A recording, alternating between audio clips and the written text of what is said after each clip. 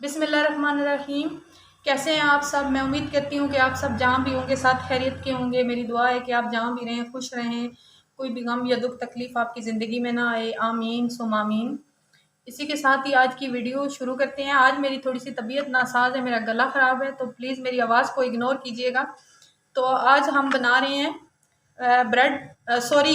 नान पकोड़ा की रेसिपी। नान पकोड़ा जो है ना हर बंदे की फेवरेट होती है, बच्चों की बड़ों की। ये आप बच्चों को भी लंच बॉक्स में दे सकते हैं। इसके अलावा स्नैक के तौर भी इसको आप यूज़ कर सकते हैं। और इसके साथ मैंने चटनी बनाई है। तो इसके लिए जिन जिन अज्जा की ज़रूरत है, ये किस तरह से बनाया जाता है, मैं इसकी आपको इंग्रेडिएंट्स बताती हूँ। तो चलें शुरू करते हैं आज की रेसिपी। बिस्मिल्लाहिर्रहमानिर्रहीम। चलें स्टार्ट करते हैं अभी आज की रेसिपी बनाना नान पकोड़ा। इसके लिए ये मैंने 2 बड़े साइज़ के आलू लिए थे। ये बिल्कुल बारीक काट लिए हैं, इस तरह से बारीक काटने हैं ताकि ये अच्छी तरह से पक जाए। अगर मोटा रखा तो फिर गलेगा नहीं। ये शामिल करेंगे। इसके साथ एक प्याज, इसको भी बारीक काटा हुआ है, ये शामिल करेंगे। इसके साथ ये मैंने हरा धनिया और ये 2 से 3 अदद हरी मिर्चें ली थी, इनको भी मैंने काटा हुआ है, ये शामिल करेंगे।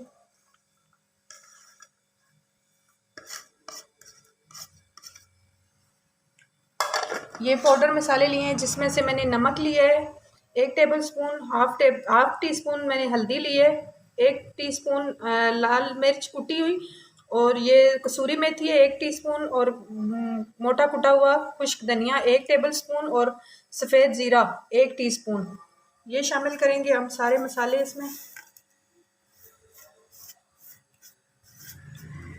मसाले शामिल करने के बाद हम इसमें बेसन शामिल करेंगे।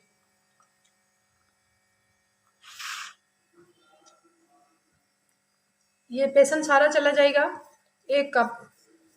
इसका मिक्सचर थोड़ा सा गाढ़ा रखना है ताकि इसकी कोटिंग अच्छी तरह से नान के ऊपर हो जाए। अब इनको पहले हाथ से अच्छी तरह मिक्स करेंगे, फिर इसके बाद जितना पानी ज़रूरत होगा थोड़ा थोड़ा करके हम इसका गाढ़ा सा मेज़ा बना लेंगे।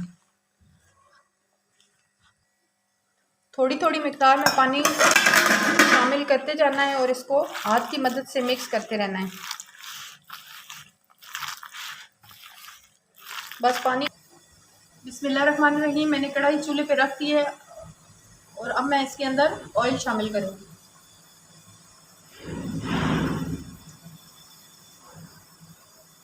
अब इसको अच्छी तरह से गरम करेंगे। ऑयल हमारा गरम हो चुका है। इस तरह से मैंने नान को जो है ना पीसेस में काट लिया है। अगर आप चाहें तो आप पूरा नान भी इसके ऊपर कोटिंग करके फ्राई कर सकते हैं, लेकिन इस तरह कटिंग कर लें तो आसानी से हैंडल हो जाता है। ये मिक्सचर जो मैंने बना के रखा है, ये हम नान के ऊपर मुकम्मल इसकी कोटिंग करेंगे।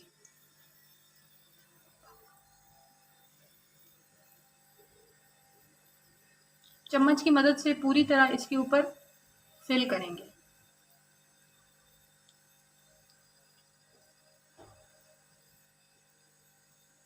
और अब इसको इसमें शामिल कर देंगे ऑयल में आराम से, और इसको छेड़ना नहीं है जब तक ये अच्छी तरह फ्राई ना हो जाए।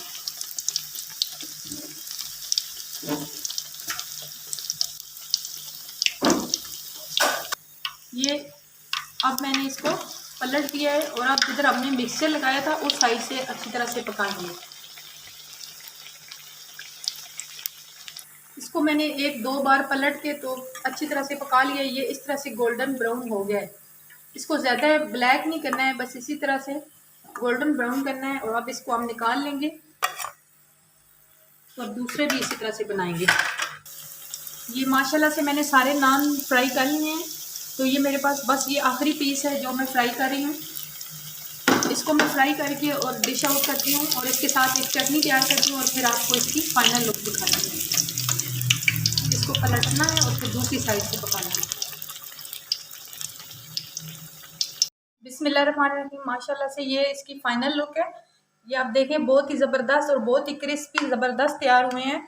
आप इसके साथ ये दही की चटनी बनाएं। इसकी रेसिपी मैंने अपने चैनल पे दी हुई है। हरा धनिया और हरे पुदीने की चटनी है, इसमें हरी मिर्च शामिल की है और दही शामिल किया है। और इसके साथ केचप भी सर्व कर सकते हैं, बच्चे शौक़ से खाते हैं। और ये चीज़ आप बच्चों को लंच बॉक्सेस में भी दे सकते हैं।